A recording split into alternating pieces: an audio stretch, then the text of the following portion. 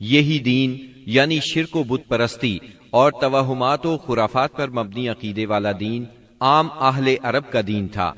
اس کے علاوہ جزیرۃ العرب کے مختلف اطراف میں یہودیت، مسیحیت، مجوسیت اور سابعیت نے بھی قدم جما لیے تھے۔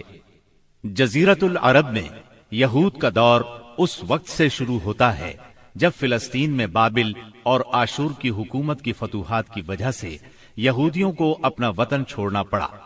اس حکومت کی سخت گیری اور بخت نصر کے ہاتھوں یہودی بستیوں کی تباہی اور ویرانی، ان کے ہیکل کی بربادی اور ان کی اکثریت کی ملک بابل سے جلا وطنی کا نتیجہ یہ ہوا کہ یہود کی ایک جماعت فلسطین چھوڑ کر حجاز کے شمالی اطراف میں آ بسی اور یثرب، خیبر اور تیماء میں آباد ہو کر یہاں اپنی باقاعدہ بستیاں بسا لی، قلعے تعمیر کر لیے اور گڑھیاں بنا لی۔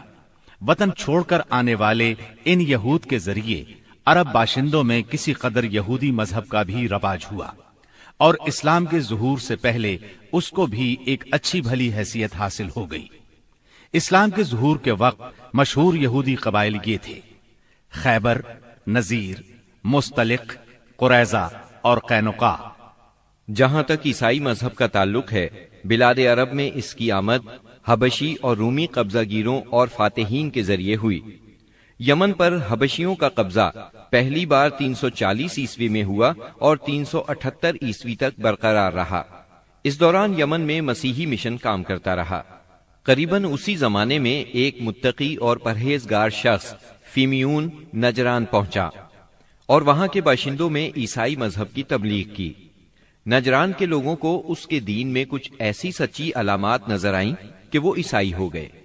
جہاں تک مجوسی مذہب کا تعلق ہے تو اسے زیادہ تر اہل فارس کے ہمسایہ عربوں میں فروغ حاصل ہوا، مثلا عراق، عرب، بحرین، ہجر اور خلیج عربی کے ساحلی علاقے۔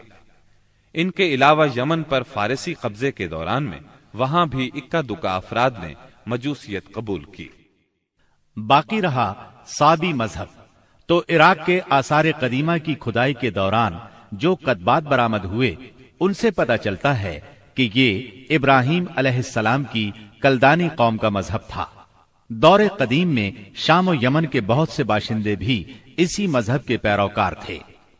عرب کے باقی دینوں کے ماننے والوں کا حال مشرکین ہی جیسا تھا، کیونکہ ان کے دل یکساں تھے، عقائد ایک سے تھے اور رسم و رواج میں ہم آہنگی تھی۔